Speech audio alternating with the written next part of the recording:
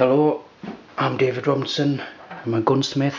I'm just going to show you how to do professional modification, not like on other YouTube films I've seen where they tell you this is for modification, power up, like first stage.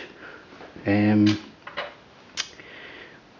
videos on the internet it shows you a way to modify the power.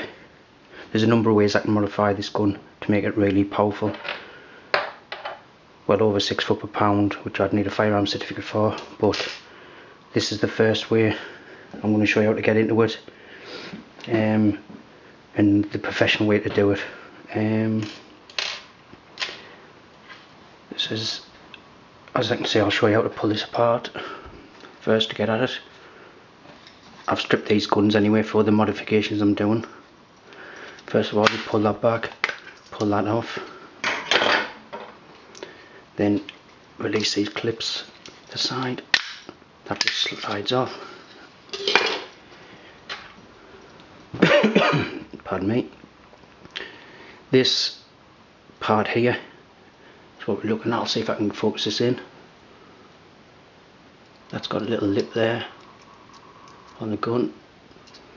Now what most people do, what it says in the videos, is you get this part here, you pull it up, put some cardboard underneath or a couple of ball bearings.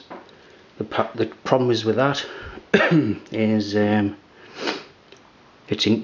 get inconsistent power, and the cardboard depresses itself after a while, which is no good. I found out a system. I've learned a way of putting a bolt and a nut in this part here, what it was made for in the first place, but it's omitted from the British guns.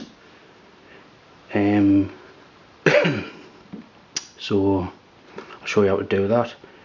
The other way is this, at least if I do it this way, I use a hex key bolt, so you can actually turn the power up and down. First of all, you'd have to take the screws out the gun on the side. Remember which way the screws go, because you can cause problems if you don't get the same guns in. And basically you take this off gently, because you don't want all the guts spilling out of it unless you know what you're doing. It'd be a nightmare getting back in. And this is a part of it. I don't know if it's going to focus in right. And so that lip there keeps the bolt in place. That was made intentionally for, but like I say, it's omitted out of the British gun. Put that down. Now then, the nut and bolt I just found, it's a hex key one. It hasn't to be too long. And the bolt, just play around until you find a bolt and nut what's fit together, and we'll go in this part here. I'll show you. What you do is, I'll pick this up gently. That's the part. I don't know if you can see that. This is the part it needs to go into. The nut will fit. Just play around with it until you find a nut what fits in there perfectly, because there's a nice recessed space for it. And this, what we do is put the nut and bolt on there. It's so simple and quick. I've got the gun in parts, but you don't need to do all this to it. You just take this cover off, and as I show you, that will just fit perfectly in there, and that's it. Modification done. And with this modification, it's better. It's got the nut and bolt in. There's the nut in the proper recess, what was made for it, and there's the bolt.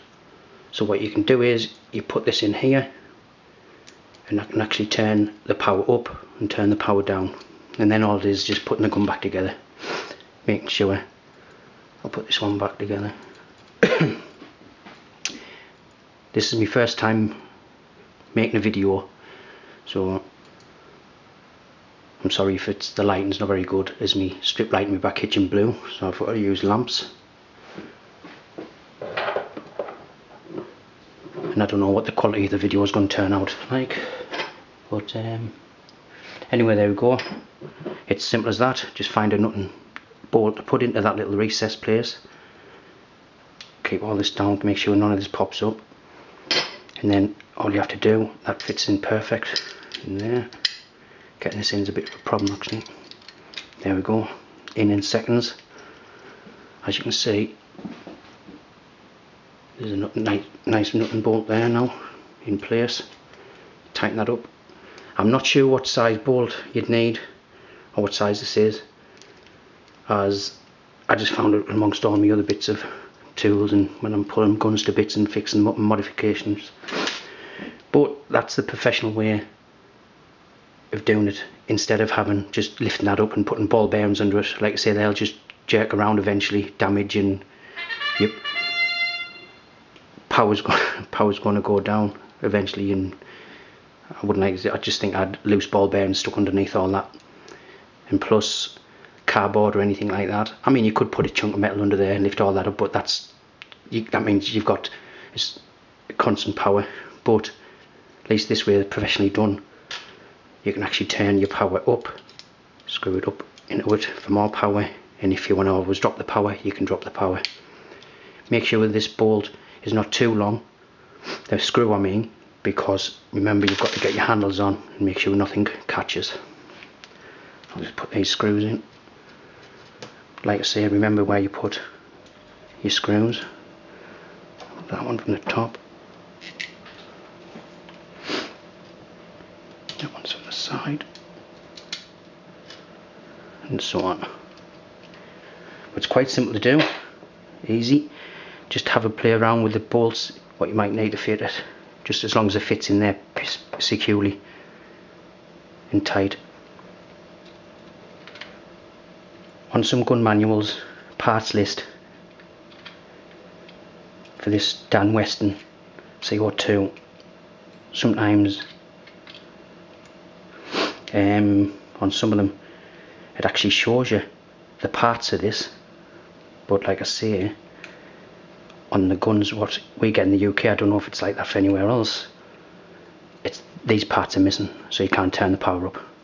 And that's the proper professional way, and that's solid there, that's never going to move, and that's in for life, and you can turn the power up and down to suit your needs. These are the ways I can power this up, by modifying, that's what I call the regulator, where the CO2 goes through and the hammer spring is. I could modify the hammer spring, make it more powerful.